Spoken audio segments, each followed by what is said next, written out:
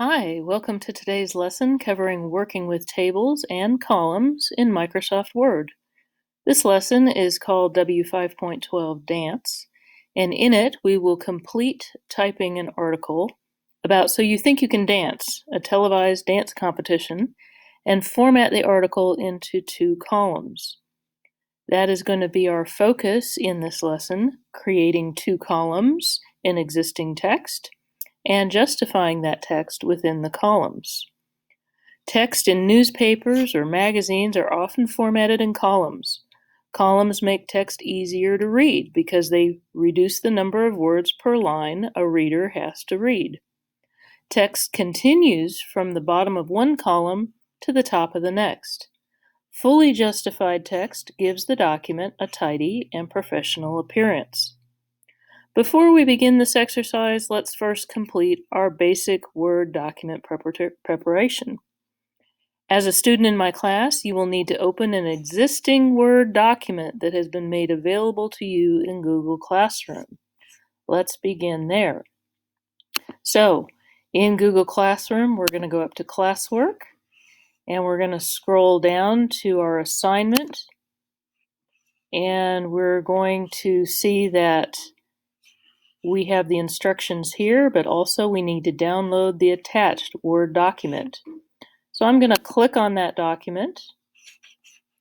And just as a reminder of how to do this, the document comes up in this preview mode. We never copy and paste. We go up to these three dots and we say open in a new window. And once that comes up, we see our download button and we press that. And that's going to download it into our files. We'll go down to Finder and our Downloads folder. Scroll down until we see that file. And then remember, we pull it up here to our BIM Word folder. We click on it. I'm going to make this a little bigger. And I'm going to click on Dance. I'm going to two-finger tap so I can rename it. And I'll hit my right arrow key to get to the end, back up over it, and then you put your last name in there with your first initial and hit enter. And now that document is ready to go. So we're going to double click on that. And that's going to bring up our starter document. And it is in fact ready to go. Lever T. And now all you need to do is come back up into the header, put your information there, whatever period you're taking the class from me on, the date, Shift Control D, and then we can just come out here and say file name, and it puts it in correctly. Double click, hit Command S to save, and we are ready to go. So let's look at our directions again. And right now we have come to this process right here in our directions. We already downloaded, renamed it, put our header in. So now we're going to process and format the data. We're going to set the document margins to 1/2 inch on the top, bottom, left, and right sides. Okay, this is something that we haven't done before, setting the margins. The quickest way to do this is to click on the Layout tab, which is right here. It's the 4th tab in. Okay, and then we're going to choose the margins icon. And from the drop-down menu, we see normal is 1 inch all the way around. Narrow is 1/2 inch all the way around, and our instructions are telling us 1/2 inch, top, bottom, left, and right. So that's what we want, top, bottom, left, and right. Narrow, and you see immediately the text extends over to 1/2 inch from the edge of the page on all sides. So having that done, now we're going to scroll down to the end of the document. And this is just a little promo for the show, So You Think You Can Dance. And down here at the bottom, we are going to go ahead and start typing. You will need to type this paragraph that is in the dotted box. So you come down here, you should start a line below the last paragraph. Winning, so you think you can dance is a terrific honor. Okay, and you keep typing. And I have typed this out before, so I'm going to go ahead and put that in. You can pause this audio tutorial until you have finished typing that paragraph. Once again, do not try to copy and paste, as it will show up as very skewed formatting and it is harder to fix. Actually takes longer to fix than if you were to just to type the paragraph out. So use this as a little bit of typing practice, and then come back to this audio when you are done typing the paragraph. So hit pause, and when you're ready to come back in, hit play again. Once you have finished this paragraph, that brings us to the top of page 2. And if you haven't already pressed Command S right now, please do so that your document is saved and you don't have to type that last paragraph all over again. What they want us to do at the very top of the second page is change the title of the article to 24-point, bold, and center aligned. So once again, notice I am selecting that line from the left column. And under the Home tab, you know that that's where we can reset the font size to 24 point. Okay. We can bold it. I'm just going to hit Command B for bold. And you can center it, and I'm going to hit Command E to center it. Now, the next instruction, number 6, says justify only the body text of the article. Do not include the article title. So we're going to select all the lines of the text body. Okay, so I'm going to come here again from the left. And I started some, click and drag, and then I'm just going to come down here to the very end. I'm going to press and hold my Shift key down while I click the last line.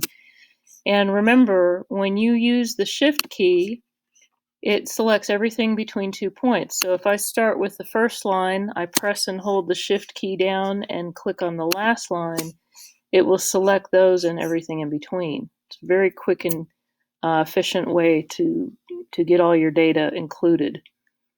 So I am going to select all the lines of the body text and then click on the Home tab, which I'm at.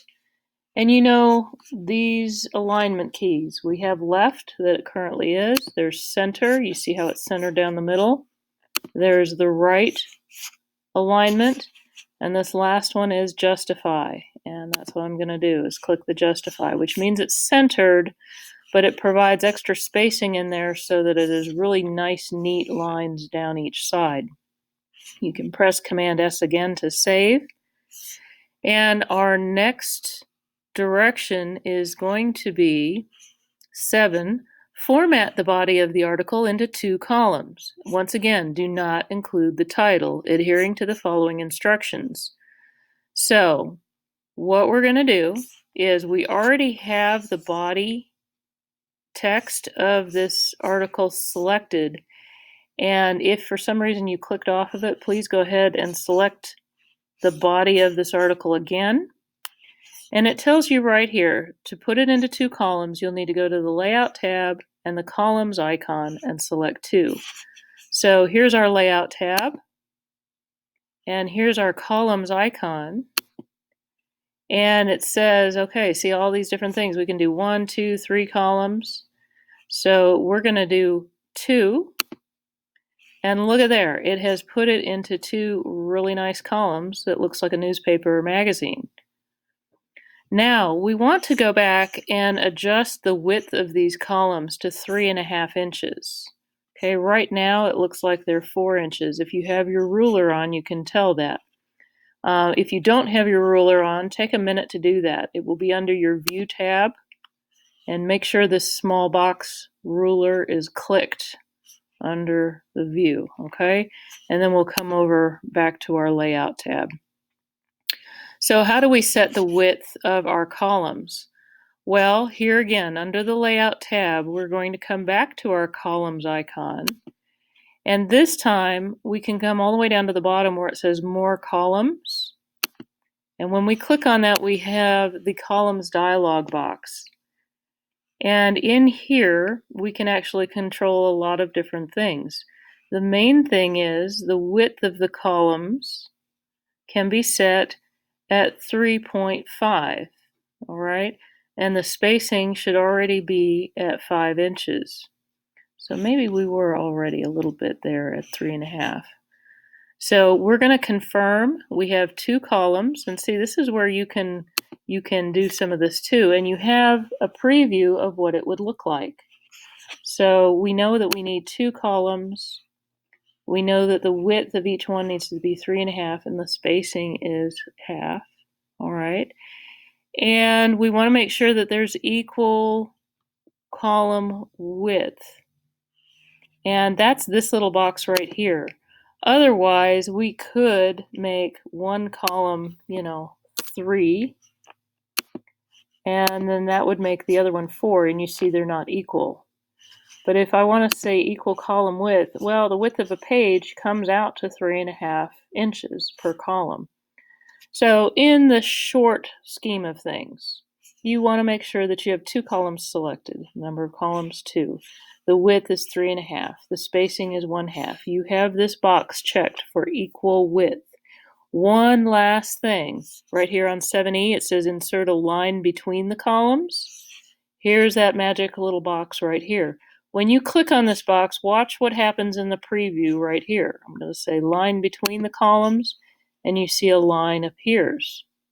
All right, so now we're going to come down here and say OK, and the columns are the right width, and the distance between them is a 1/2 inch, and then there's a line going straight down the middle.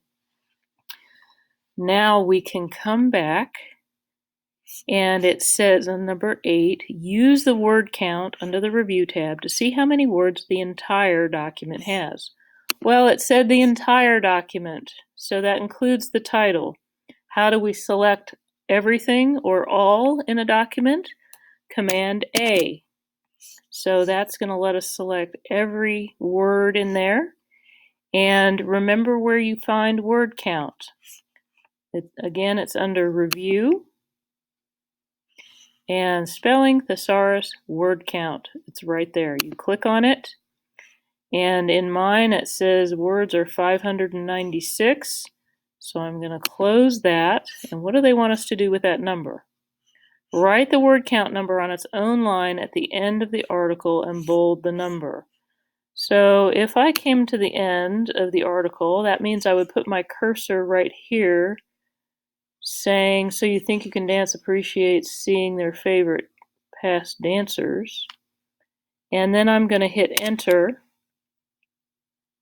so that it's on its own line, and I'm going to put in the number, which of course I have already forgotten. Word count 596. There we go. What, Miss Weaver? Short-term memory loss. There we go. Okay, 596. And not only do they want you to write it on its own line at the end of the article, they want you to bold that number. So let's quickly just double click, and I'm going to hit Command B to bold. Of course, you know where the bold is here under the Home tab as well. And you'll never guess, that is the end of that lesson. So what you will need to do, since you did some typing here, of course, you always want to come back and do a spell check. And this one, so you think you can dance, this one caught a comma where it shouldn't be. And so, oh, I see. So you think you can dance. Usually when you're talking, it says, so you think you can dance. But because that's the name of the show, we don't want to do that. So we're going to say ignore once. And then it catches the proper name of somebody, and we're going to go ahead and ignore that. And again, Paula Abdul, we're going to ignore. And I'm going to say okay. Yours may pick up a couple extras. Just make sure everything, especially in that last paragraph that you typed, is spelled correctly. And then, of course, you'll want to hit Command S to save and Command W to close it. And just real quick, I'm going to go over the protocol for sending it back up into Google Classroom. When you come back to Chrome, you may still be in this additional tab that opened. We can close that. Go back to Google Classroom and we can close the document. You'll probably have your instructions up, that's fine. But of course, you'll need to go in, view the assignment, and then add or create that button. Go into upload and file and pick it out of Finder and make sure that you turn it in. Thank you so much for listening. Please private message me or send me an email if you need further clarification on anything, and I will see you in class.